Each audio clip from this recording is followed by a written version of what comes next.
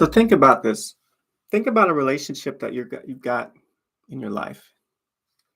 Maybe a friend with whom the relationship has kind of gotten stale or stuck somehow, or a romantic partner where the partnership just kind of went south, right? Some drama happened and you kind of fall away from each other.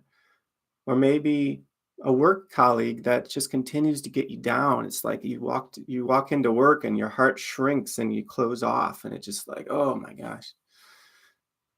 So we all in all of our relationships, we have filters. We walk into any relationship with whatever filter we've wound up having about this person or about this relationship. Maybe it's, oh, they don't like me, or I'm right and they're wrong, or they just always do this to me, or I've tried everything, or even something as seemingly harmless as we just don't see eye to eye, or oh man, they just don't care about what I have to do or deal with. Whatever it is, and a lot of times it's unconscious. It's just that we're with the person and we have patterns and habits of interacting that cause us to see through a filter that limits us and that separates us and that cuts off and constricts the flow of energy and aliveness in the relationship. Well, what would it be like if you could take off the filter for even a moment and see the person as they are? What would it be like to have freedom in that space between you? Would you experience more possibility? Would you experience more stillness? Maybe you'd feel more present. Would your heart be open? Would there be flow of energy? Would there be more connection? What would be in that space if the filter that you walk in with wasn't there? Maybe there'd be creativity. Maybe there'd be new ideas. Maybe there'd be excitement. Maybe there'd be grief that hasn't been processed. Maybe there would be a conversation that hasn't been had. What would be possible if we could see the filters that we walk into a relationship with, put it aside, and for even a moment, step into this spaciousness that actually was already always there, but we didn't notice because we had these filters?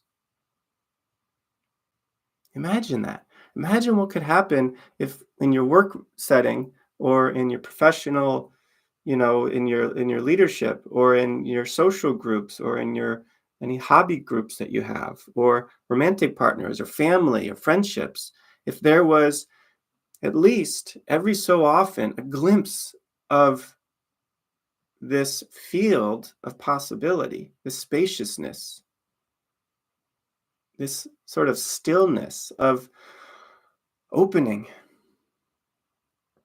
what would be possible?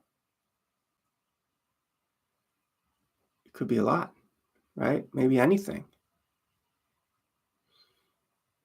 And that's what this course, Activate Aliveness in Your Relationships, is all about, is seeing these filters so that so that we can actually take them off for even a moment and open up to the spaciousness of possibility. But we don't just leave you there, because just because there's spaciousness and possibility doesn't mean that anything's worked out. Because we always have a unique perspective on the situation. So even if we open up and we realize that we are at the field of potential and possibility, field of aliveness and energy, and there's a freedom there, we still have our unique perspectives. And so we always have a filter. But the question is, are we evolving our filter? Are we evolving our filter to take the steps that we are uniquely designed to take? Are we claiming and honoring the unique perspective that we are each having, the unique filter, and realizing that there are other people that also have their unique filters? Are we sharing filters and trying to synergize and create a shared filter that is more whole, more connected, more loving, more effective, more clear and clean? That's really what it's about. It's about stepping into any relationship as our unique self. And the unique self that you are means that we still are embedded and in that space of possibility. So we don't lose that. We keep that sense of infinite possibility, the possibility of possibility, that we don't even know what we don't know. And we still have an evolving filter.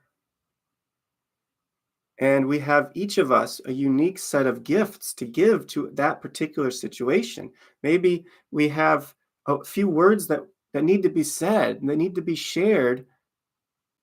Maybe there's a meeting I need to schedule with my work colleague to just sort of clear the air about something in a safe and caring way. Maybe with my romantic partner, I realize that I can give up being right. And then I can get curious about what they think about the situation and just sort of let it go. Maybe with a friend, there is a new way of engaging them. Maybe there's a new way to invite them into some work that I'm doing, or a fun activity that I'm doing. Maybe checking in with them about how their operation went is what's needed here. Maybe asking them questions about their childhood and getting to know them more closely is what's called for.